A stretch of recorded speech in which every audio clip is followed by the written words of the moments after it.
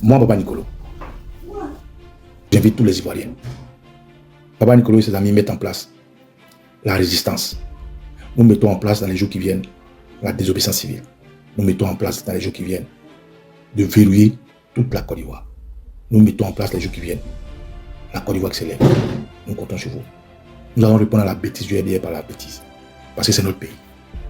Camarades, je vous demande à partir de cet instant-là de vous abonner à la page d'Isaac Kofi où nous allons tout faire. Solo Guillaume, oui, hier, il a revendiqué la rébellion. Il a été le chef de tous ces massacres. Aujourd'hui, est-ce qu'il y a notre main dans le karma qui subit? Non. Regardez comme il erre partout. Urgent Baba Nicolo fait de graves révélations sur la guerre en Côte d'Ivoire et donne des instructions sur la désobéissance civile qui se prépare ardemment. C'est grave. Chers Ivoiriens, le pays nous appelle. Écoutez cette vidéo jusqu'à la fin, vous serez choqués que tout ce qu'elle contient comme révélation. Surtout aimez, commentez et partagez. La révolution ivoirienne a déjà débuté. Chacun a son rôle à jouer. Soyons prêts, mobilisons-nous pour notre pays. De 18h à 4h du matin, j'ai dû me camoufler sous des corps puants. Je répète, j'ai dû me camoufler sous des corps puants. De 18h à 4h du matin. Alors, quand nous parlons de nous mettre ensemble, quand nous parlons de réconciliation, quand nous parlons d'aller mettre toute la Côte d'Ivoire à la disposition de la nation, quand nous disons que Laurent Gbagbo est le leader qui est providentiel, nous savons de quoi nous parlons. Que son mari a été assassiné, décapité devant elle, et sa chair lui a été donnée pour qu'elle puisse manger. Et pardon, vous qui m'écoutez, vous êtes des éléphants. Notre pays là, nous allons barrer. Nous allons récupérer notre pays. Soyez forts, soyez mobilisés, soyez galvanisés, soyez opiniâtres. Ne soyez pas découragés. Nous avons essayé de vous prévenir depuis longtemps que Ouattara est un sanguinaire et qu'il ne s'en ira pas comme ça. Nous avons dit qu'il n'y aurait pas d'élection. Nous avons dit que tout ce qu'ils sont en train de faire, c'est avec l'aval de la France. Aujourd'hui, tout est clair. Toi qui as peur, toi qui as décidé de faire tes bagages pour sortir, qui va se battre à ta place? Et demain, tu viendras fanfaronner. Tu t'appelles la position d'être un Ivoirien. C'est notre combat. Personne ne va se deviner. Tous nos frères qui se font arrêter, tous nos frères qui se font assassiner, tous nos frères qui sont en exil font partie de l'écriture de l'histoire de la Côte d'Ivoire. La Côte d'Ivoire va revenir de nouveau au nom de nos ancêtres. Quand ton père a commis un impair, eh bien, ses pères et leurs enfants payent. Et c'est ce que nous payons. Les régions de la Côte d'Ivoire d'où vous venez n'accepteront jamais Alassane Ouattara. C'est comme un homme qui drague une femme qui ne l'aime pas, qui préfère le petit vagabond du quartier, qui fait ses trucs. Ouattara aura beau mis le meilleur parfum, il aura beau donner des grosses voitures, il aura beau donner des bâtiments à cette fille, jamais ne va l'aimer.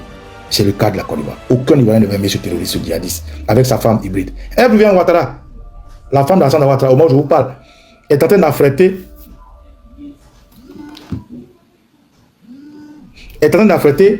des avions cargo pour débarquer ses colis. Moi, je ne savais pas que Air Ivoire desservait Toulouse. Je ne savais pas que Air Ivoire avait repris le trafic. Je ne savais pas que Air Ivoire était aujourd'hui praticable. Mais hier, Air Ivoire faisait quoi à Toulouse? Je vous informe, c'est une information capitale, 200%, que la femme d'Alassane Ouattara, cette Fennec d'Algérie, cette berbère, cette juive franco-algérienne, a fait passer 80 tonnes de ses biens via Air Ivoire à Toulouse. Ça a été débarqué à l'aéroport de Toulouse. Si vous avez quelqu'un à Toulouse, demandez. Elle a loué 20 camions, 20 voitures, afin de faire passer sa marchandise incognito dans la France. Mais nous connaissons la France. Les services secrets sont informés de tout. Ce n'est pas un pays comme ce pays, cette république bananière dont Ouattara se gargarise d'être président, non. La femme de Ouattara, au moment où je vous parle, fait passer hors de la Côte d'Ivoire, mais des tonnes de bagages. Elle va où? Elle fuit pour aller où? Ces jours qui viennent, vous allez la voir voyager. C'est pour récupérer ses biens. Pour les transporter à Mboujon, s'asseoir en attendant que la Côte d'Ivoire s'embrase. Comme elle ne s'est pas gênée à laisser la Côte d'Ivoire et les Ivoiriens s'entretuer avec l'aide de la sous-région. Frère, nous allons combattre cette bêtise avec la bêtise. Nous sommes déterminés et je fais partie de ceux qui combattent cette bêtise. Je veux juste dire aux Ivoiriens, la chaîne LVTV de Isaac Kofi est à notre portée. Déferlez-vous sur cette chaîne. Nous allons mettre en place des moyens pour que vous puissiez contribuer financièrement. Ces finances, nous allons les utiliser comme on l'a fait en 2020. Nous allons, tous les jeunes qui sont aujourd'hui organisés, qui nous ont contactés, toutes les familles qui aujourd'hui ont mis à notre disposition leurs enfants, toutes les régions, tous les campements, les villages, tous les hameaux qui aujourd'hui ont reçu notre message, qui nous appellent, nous allons arrêter Alassane Ouattara. nous allons faire de notre pays ce que nous aurons dû faire depuis longtemps. Nous allons barricader la Côte d'Ivoire. Comme il sait s'envoler, notre gros échec serait qu'il se soit envolé avant qu'on ne commence.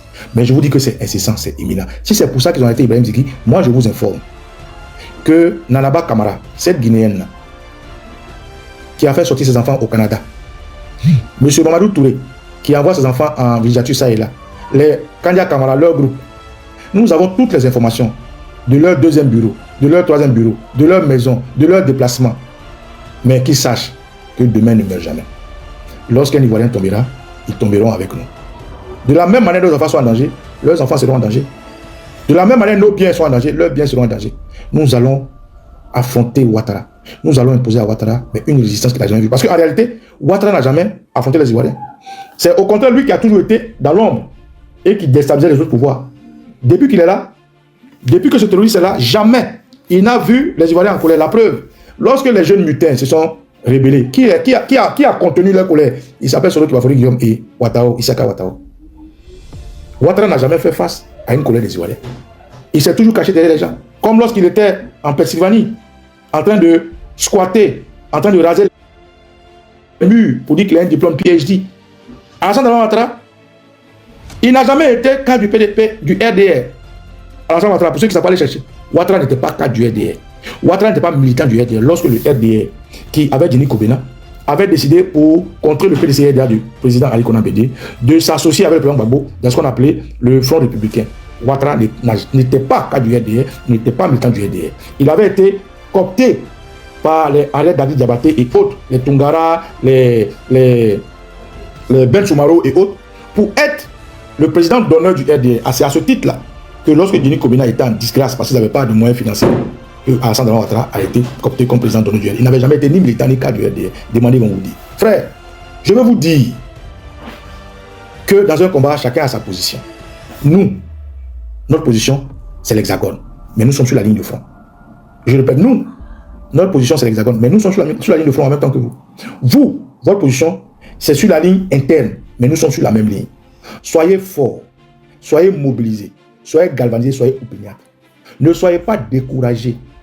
Nous avons essayé de vous prévenir depuis longtemps que Ouattara est un sanguinaire et qu'il ne s'en ira pas comme ça. Nous avons dit qu'il n'y aurait pas d'élection. Nous avons dit que tout ce qu'ils sont en train de faire, c'est avec l'aval de la France. Aujourd'hui, tout est clair.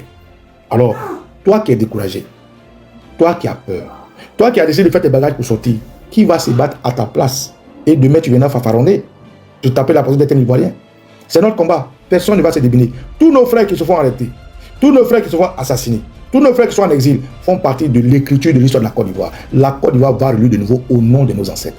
Cette Côte d'Ivoire-là est une punition d'un crédit que nous avons eu sous le président Houphouët-Boigny. Oui.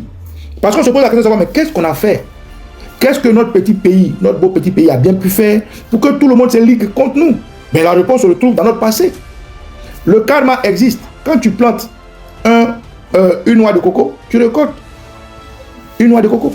Quand tu plantes des grains de tomates, tu récoltes des tomates. Quand tu plantes des tubercules d'igname, tu récoltes des ignames. La Côte d'Ivoire souffre aujourd'hui à cause de son passé.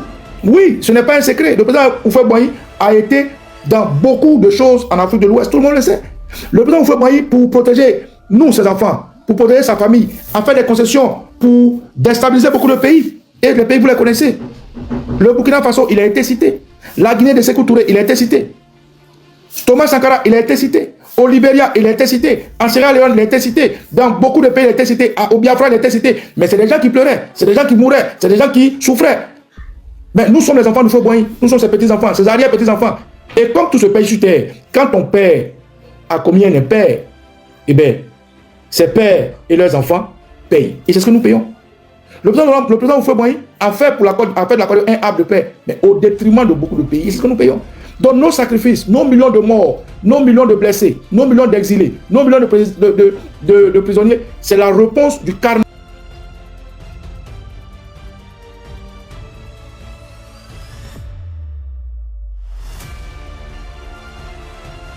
Que notre président, Papa Houphouët-Boigny, nous a laissé comme héritage. Et bien nous allons assumer notre héritage. Nous allons l'assumer. Et nous allons relever la tête. Lui-même le disait qu'aujourd'hui il se bat pour avoir l'indépendance politique. Mais demain, ses enfants auront l'indépendance économique. Il le disait. Oui, il s'est battu pour avoir notre indépendance politique au détriment des autres à cause de ses actions. Ce n'est pas un secret, c'est un fait. Aujourd'hui, je fais ce direct pour vous dire que Baba Nicolo, qui est un éléphant, Alexis Do, qui est un éléphant, Bokito Bokito, qui est un éléphant, tous ceux qui m'écoutent, et pardon, vous qui m'écoutez, vous êtes des éléphants. Notre pays là, nous allons barrer. Nous allons récupérer notre pays. Ces petits qui s'exhibent aujourd'hui, on va les décapiter. Oui, les armes qu'ils ont, c'est nous qui les avons achetées. Les chars qu'ils ont empruntés, c'est avec notre argent qu'ils les ont empruntés. Les hélicoptères, les Mi-24, les Sukhoi qu'ils utilisent, c'est notre argent. Les drones qui tournent autour de notre tête, c'est notre argent. Les machettes, les couteaux qu'ils achètent pour donner aux microbes, aux rebelles, aux djihadistes, aux terroristes et aux loubards, c'est notre argent. C'est la sueur de notre front. C'est nos instruments. La vérité ne va pas laisser ces gens-là venir utiliser notre argent, la sueur de notre front pour nous défaire. Nous sommes plus de 20 millions d'Ivoiriens. Et le général de ce combat s'appelle Laurent Gbagbo. Qu'on l'aime ou qu'on l'aime pas. Il a toujours été présent, comme il a dit. Chaque fois que ce pays traversera des moments difficiles, on trouvera en lui un fils digne pour la sortie de cette situation. Je répète, il a dit, comme c'était impact avec le temps, comme c'était impact avec l'Ivoirien, comme c'était impact avec notre hymne national, comme c'était impact avec notre emblème, comme c'était impact avec notre drapeau. Le président Gbagbo l'a dit, chaque fois que ce pays traversera des moments difficiles, il sera là pour lever la tête, pour sortir ce pays des difficultés. Aujourd'hui, où nous en sommes, le président Laurent Gbagbo, après l'ère du président Houphouët-Boigny, a été là quand la Côte d'Ivoire avait besoin de lui. En 2000, n'eût été le président Laurent Gbagbo, où serait la Côte d'Ivoire? Il était au front. En 90-92, n'eût été le président Gbagbo, qu'est-ce qui aurait été de la suite des étudiants qui ont été massacrés, violés, tués, nos frères? 2002, n'eût été le président Laurent Gbagbo, quel aurait été le sort de la Côte d'Ivoire? Jusqu'à 2011, il a contenu la rébellion qui aurait pu rendre la Côte d'Ivoire comme le Liban. Des guerres ethniques, des guerres civiles. N'eût été le président Laurent Gbagbo, la Côte d'Ivoire ne serait pas ce qu'elle est aujourd'hui. Pour qu'un monsieur comme Alassane Ouattara vienne surfer pour dire il a ramené la paix, il travaille, patati patata. C'est parce que le Laurent Gbagbo a contenu sa rébellion. C'est parce que le président Gbagbo a utilisé l'intelligence parce qu'il savait que c'est son pays. Le président Gbagbo a avalé des couleuvres. Le président Gbagbo a accepté de travailler avec Belle, dont Soro Guillon s'est revendiqué alors que nous tous savons que c'était Alassane Ouattara. Le président Gbagbo a fait toutes ces concessions. Le président Gbagbo a refusé un conseil d'Obasanjo qui lui a dit, pour ceux qui ne savent pas, je informe, Obasanjo, président du Nigeria, le temps a dit au président Gbagbo, on ne discute pas avec les rebelles, on les mate. Il était prêt à mettre à disposition de Gbagbo toute l'armée du Nigeria pour mater la rébellion Gbagbo. C'est mes enfants. Combien de personnes ont conseillé au président Gbagbo de mater cette rébellion? Quand même il a décidé l'opération Dignité, il avait ciblé l'opération. Mais qu'est-ce qui s'est passé après? Ils ont détruit notre flotte. Mais Gbagbo a maintenu. L'ONUCI est venu se battre aux côtés des rebelles. La force Picon de la France est venue se battre aux côtés des rebelles. Toutes les forces venues sont venues se battre aux côtés des rebelles. Mais il a continué avec son petit, c'est 40%. Il a payé le Nord, il a payé les fonctionnaires, il a continué la Côte d'Ivoire, jusqu'à faire un gouvernement d'union, jusqu'à aller à Boaké avec Soro Guillaume, où il a dit à Soro Guillaume, c'est l'un de mes premiers ministres, où il a dit que Soro Guillaume est son fils, où il a félicité Soro Guillaume, et le président Gbagbo a dit ceci, que c'est la première fois qu'il voit un rebelle qui décide, qui accepte de discuter. Le président Gbagbo a fait, il a contenu parce qu'il est intelligent. Pourquoi? Parce que c'est lui que nos ancêtres ont choisi pour conduire la Côte d'Ivoire d'hier à la nouvelle Côte d'Ivoire. Et c'est pour ça qu'il a été sauvé par nos ancêtres, par le Dieu qu'il prie. C'est pour ça qu'il est allé dans la main de la France, dans la gueule du loup, il est sorti vivant. C'est pour ça qu'il est revenu malgré son âge, il continue de se battre. C'est pour ça que Dieu lui donne vie. Parce que le Gbagbo a une mission et cette mission, il va l'accomplir avec moi, avec vous. Nous allons l'aider à accomplir cette mission. Il a demandé 5 ans pour fisser les coups, pour nous donner la Côte d'Ivoire. C'est l'homme providentiel qui va nous donner la paix. C'est lui qui fera rentrer tous les anciens rebelles comme Soro Guillaume. C'est lui qui fera coller les morceaux du tissu déchiré. C'est lui qui va réunifier les Ivoiriens. C'est lui qui va apaiser le cœur des Ivoiriens dans le forum que nous sommes sûrs qui va organiser, le forum de la réconciliation, de la paix, de la justice, de la vérité. C'est lui qui va permettre aux Ivoiriens de verser de l'eau pour demander pardon aux innocents qui ont été assassinés comme il avait fait avec le monument des martyrs. C'est lui qui va permettre à la Côte d'Ivoire de penser ses blessures. C'est lui qui va permettre à Baba Nicolo et ses amis de venir en Côte d'Ivoire et d'épouser la Côte d'Ivoire nouvelle. C'est lui qui va nous permettre, avec l'apprentissage du patriotisme qu'on a pris hors de la Côte d'Ivoire, de le mettre en exergue. C'est lui qui va donner notre indépendance totale naturellement avec l'avènement de l'AES. C'est le président Gbagbo qui est la personne providentielle et il va aider ses frères Thiam, Soro Guillaume, tous ceux que vous connaissez pour que la Côte d'Ivoire soit de nouveau en train de lui. La Côte d'Ivoire est un espace saint, béni. Mais la Côte d'Ivoire vient de loin parce qu'elle avait un crédit à payer, le karma du président Houphouët que nous payons. Il faut l'accepter avec honneur et gloire. Et dire merci au président Houphouët par amour pour nous qui nous a protégés au détriment de beaucoup de pays. Mais nous payons le prix, c'est normal, c'est comme ça, c'est le karma, c'est la vie. Non, pas nous débiner cette réalité-là. C'est pour ça que j'invite tous les Ivoiriens. Baba Nicolas et ses amis mettent en place la résistance. Nous mettons en place dans les jours qui viennent la désobéissance civile. Nous mettons en place dans les jours qui viennent de verrouiller toute la Côte d'Ivoire. Nous mettons en place les jours qui viennent. La Côte d'Ivoire s'élève. Nous comptons sur vous. Nous allons répondre à la bêtise du RDR par la bêtise. Parce que c'est notre pays. Camarades, je vous demande, à partir de cet instant-là, de vous abonner à la page d'Isaac Kofi, où nous allons tout faire. Quand je vois des amis comme Doumbia Zulu Kangaba, qui aujourd'hui pleurent, Doumbia, je te salue. Et Doumbia qui dit que hier, lui, il a pris les armes contre la Côte d'Ivoire. Hier, il a soutenu Ouattara. Il connaît Ouattara. Il a fait pour Ouattara qu'il a embobiné, qui lui a fait croire que les Djoula étaient massacrés, qui lui a fait croire qu'il était musulman, qui était du Nord et qui a voulu diviser la Côte d'Ivoire. Doumbia Zulu Kangaba, je le prends en exemple parce que c'est un exemple typique, qui pleure dans ses vidéos, qui est dans les émotions. Il me dit, Baba Nicolo, on n'a qu'à prendre les armes. Baba Nicolo, si Ouattara est là, je ne tiens plus. Baba, je dis, frère, calme-toi. Ce combat que nous menons, il est spirituel. Ce combat, il n'est pas seulement physique. Ce que tu vois, ce n'est pas le combat. Ça, c'est la façade. Ce combat, il a une racine qui vient de loin, de ce que nous avons péché par amour du président Oufoué pour nous. Le président Oufoué a fait du tort à beaucoup de pays. Et vous le savez, c'est une vérité. Mais c'est ce qu'on paye. Mais nous avons assez payé. Nous avons payé plus qu'il n'en faut. Et bien, l'heure est venue pour nous de nous lever. Et Dieu merci, le général de ce combat, le président Gbagbo, Oufoué a béni Gbagbo en lui disant, hélas, tu me ressembles. Oufoué a, comme le font les Akans, passé la relève à Gbagbo, son fils adultéré. Là où Henri Konan Bédié était son fils de sang, en guillemets, Gbagbo Laurent ressemblait tellement à Oufoué, par sa témérité, par sa combativité, par son opiniâtreté, par son amour pour la patrie, que le président Boigny l'a regardé et a dit, hélas, tu me ressembles. Frère Doumbia, je suis de tout cœur avec toi.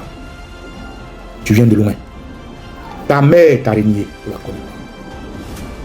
Tu t'es sacrifié pour un homme que tu ne connaissais pas, comme Gbagbo disait. Soul to Soul a fait un cercueil pour dire qu'il a enterré Gbagbo. Soro Guillaume insultait Gbagbo matin, midi, soir. Où sont-ils aujourd'hui? Les Ouattao, les Ahmed Bakayoko, pour avoir pris un tissu et essuyer le front de plan Gbagbo, ils ont été assassinés. Gon Koulibaly, fils de Côte d'Ivoire, pour avoir gardé la Côte d'Ivoire qui ne peut pas disparaître de lui, il a été assassiné. Combien d'Ivoiriens ont été tués?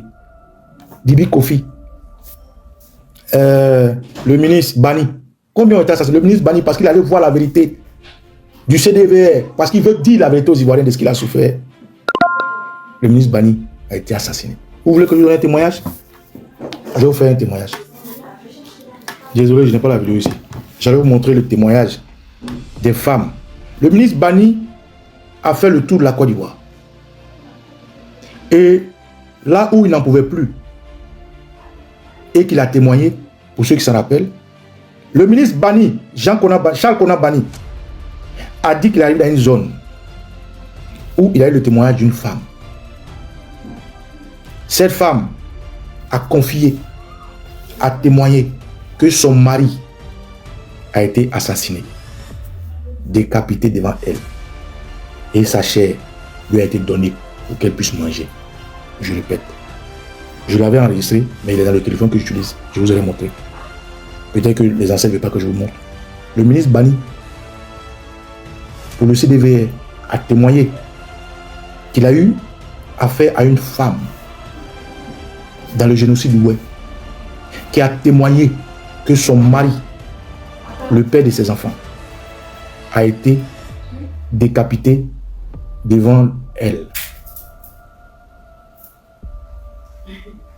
Et sa chair lui a été donnée pour qu'elle mange. Quand il a voulu mettre cette vérité à la disposition des Ivoiriens, il a été assassiné. Frère, on combat la bêtise par la bêtise. J'ai pris l'exemple de mon frère Doumbia, parce que il n'y a rien de plus grand que de faire son mea culpa. Il n'y a rien de plus grand que de reconnaître qu'on a tort. On le dit dans un jargon populaire, même quand on tue l'homme, on demande pardon. Mais ce dont on parle aujourd'hui, c'est d'un pays que nous devons récupérer. C'est une nation. Nous, hier, Baba Nicolas, j'ai dit à mes amis, lorsque le président Konan Bédié et le président GP Soro Guillaume ont quitté Ouattara, les gars, mettons-nous ensemble. Mais j'ai été traité de tous les noms. J'ai été vilipendé, j'ai été insulté. Lorsque je venais au début, je n'avais pas de papier comme tout le monde. Mon ami avec lequel je marchais à qui je disais tout, à qui j'ai confié que je dois aller au travail. Il me dit, mais toi tu viens d'arriver, comment tu travailles? Je dis, non, il y a quelqu'un qui m'a donné ses CB. On a ri. Mais mon ami, parce que j'ai dit, mettons-nous ensemble, a allumé sa caméra pour dire, Baba Nicolo, il n'a pas de papier. Le papier avec lequel il travaille, voilà le nom de la personne. Vous voyez jusqu'à quel niveau nous avons souffert. Vous voyez jusqu'à quel niveau le karma, nous, fils de quoi, nous a fait souffrir. Mais aujourd'hui, cet ami-là, quand il voit que j'ai raison, il n'a même pas le courage de me regarder dans les yeux. Mais pour la Côte d'Ivoire, je dis de toute façon, dans un pays, il y a des voleurs, il y a des braqueurs, il y a des assassins, il y a des bonnes personnes, il y a des mauvaises personnes. Dans une amitié, c'est une expérience. On apprend de ses erreurs. Mais jamais, je ne serai ami à ces gens-là. Mais la Côte d'Ivoire est un tout qui a besoin de tous. Et pour la Côte d'Ivoire, nous serons tous au front pour nous battre. Solo Guillaume, oui, hier, il a revendiqué la rébellion. Il était le chef de tous ces massacres. Aujourd'hui, est-ce qu'il y a notre main dans le karma qui subit? Non. Regardez comme il erre partout. Regardez son entourage, ses frères, ses soeurs, tout le monde se cherche. Ses adeptes, tous ceux qui l'aiment, on les met en prison. On tue certains, on poursuit d'autres, d'autres l'abandonnent, le trahissent. Tout ce qu'il a fait payer à la Côte d'Ivoire, il le paye. Il est vivant et il le paye. Est-ce qu'il y a notre main dedans? Non. C'est la force du karma, c'est la main divine. Tout ce qu'on fait, on récolte. C'est pour ça que je vous dis que nous allons nous battre. Ouattara, quand il venait, il blaguait les gens du Nord. Il manipulait les gens du Nord.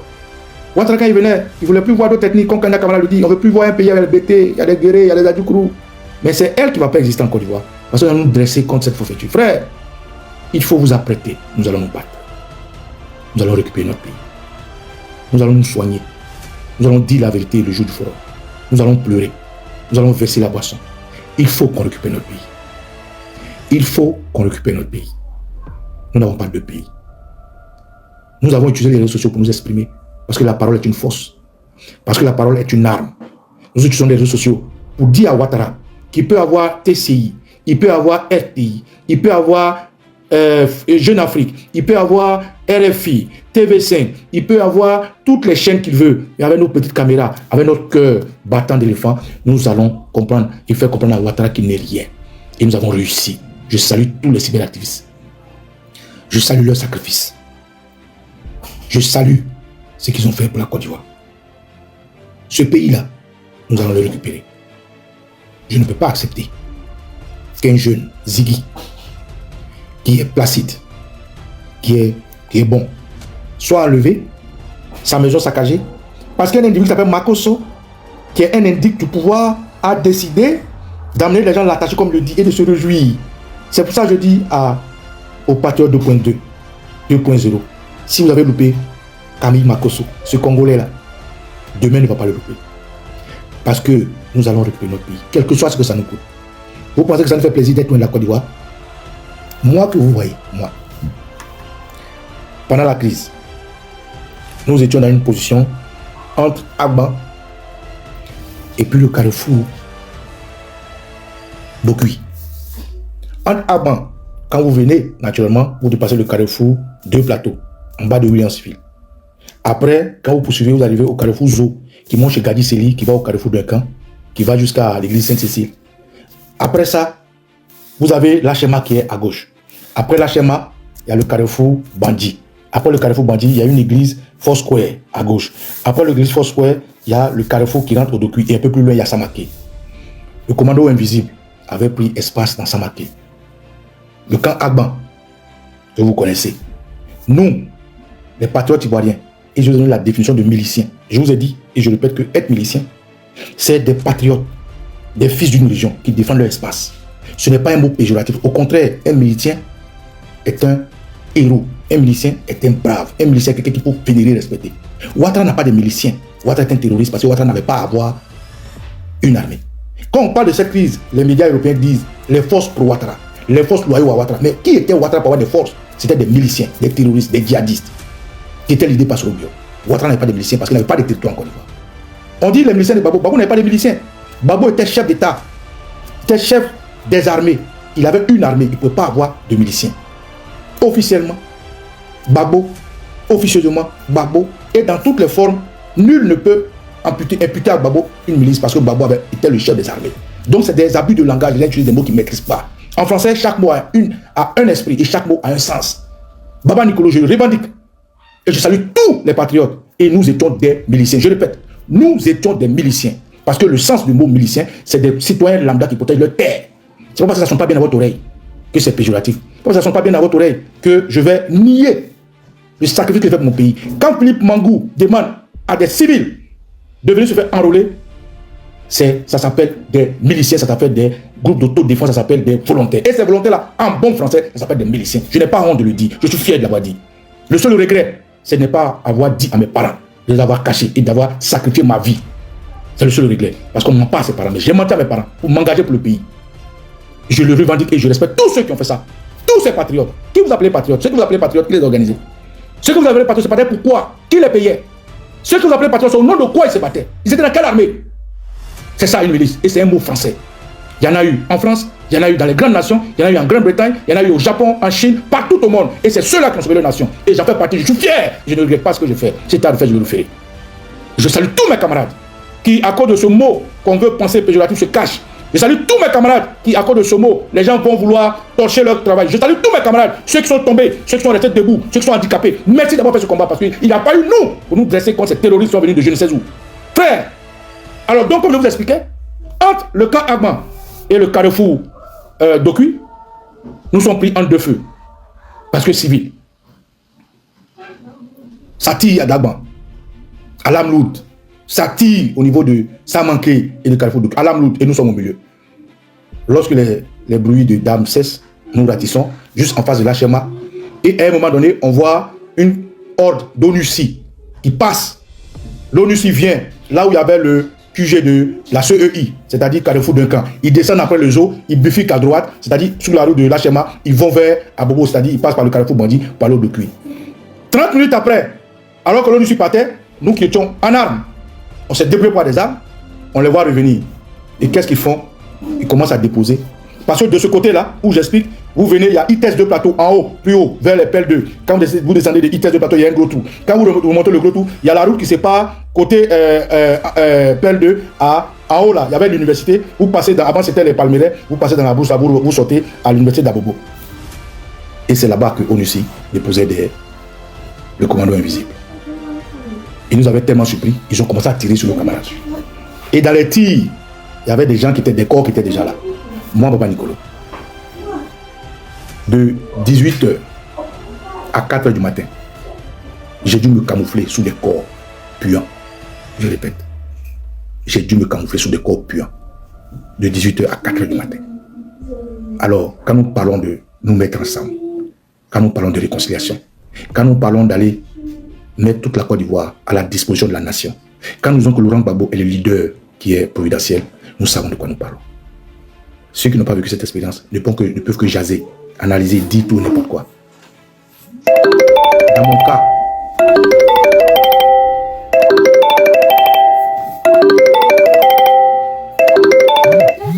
Dans mon cas, il y a beaucoup qui ont souffert le martyre.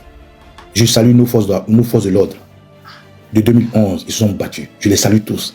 Je salue tous les guerriers. Je salue nos soldats, les FDS. Je les salue. Ils se sont battus malgré la traîtrise de leur chef, Mangou Philippe. Malgré la traîtrise de Deto Lito. Malgré la traîtrise de beaucoup d'entre eux. Ils sont tenus. D'autres n'avaient pas de munitions. D'autres n'avaient pas d'armes. D'autres étaient abandonnés. D'autres positions étaient données. Je salue des gens comme ABI. Je salue les gens comme Dobobli. Je salue les gens comme Djebi Point. C'est des hommes. Je salue les gens comme Baba Fosigno. Comme Seka Seka. Frère, nous venons de loin. Et c'est à ces propos-là que je vous dis. Le RDR, ces petits plaisantins qui disent coupe les tantons. Ils nous ont rencontrés. On n'était pas des soldats aguerris, mais on a fait ce qu'on pouvait faire avec notre cœur, avec notre patriotisme. Donc j'appelle ici l'Ivoirien qui m'écoute, au nom de vos frères qui souffrent, au nom de vos mères qui souffrent, au nom de tous ceux qui sont en exil, au nom de tous ces martyrs, au nom de tous ces handicapés, au nom de tous ceux qui ont été assassinés, ensevelis, enterrés, au nom de toute la souffrance de vos enfants. Nanaba Kamara travaille pour Ouattara. Ouattara travaille pour la France. Mais la Côte d'Ivoire nous appartient. Alors, soyez tous connectés sur la chaîne d'Isaac Tofili, LVIC TV. Vous aurez toutes les informations. Il faut contribuer. Il faut payer. Si nous sommes 4000 personnes, et nous payons 10 000, ça fait 40 millions. Avec 40 millions, nous pouvons commencer à asseoir Ouattara. Je répète. Si nous sommes 4000 Ivoiriens, 4000 sur 25 millions, Je ne vais pas parler de tous les millions, donc 30 millions, non, c'est des bêtises, parce qu'il y a beaucoup d'étrangers parmi nous. Si nous sommes seulement 4 000, et que parmi les 4 000, chacun paye 10 euros, chacun paye 10 000 francs, ça fait 40 millions. Avec 40 millions, nous pouvons imposer à Ouattara une désobéissance civile qui n'a jamais affronté. Ouattara n'a jamais affronté le pouvoir. Il s'est toujours caché derrière les gens. Et je le dis tantôt, quand les jeunes se sont levés, les jeunes gens, c'est Soro Guillaume qui les a maîtrisés, qui a continué avec la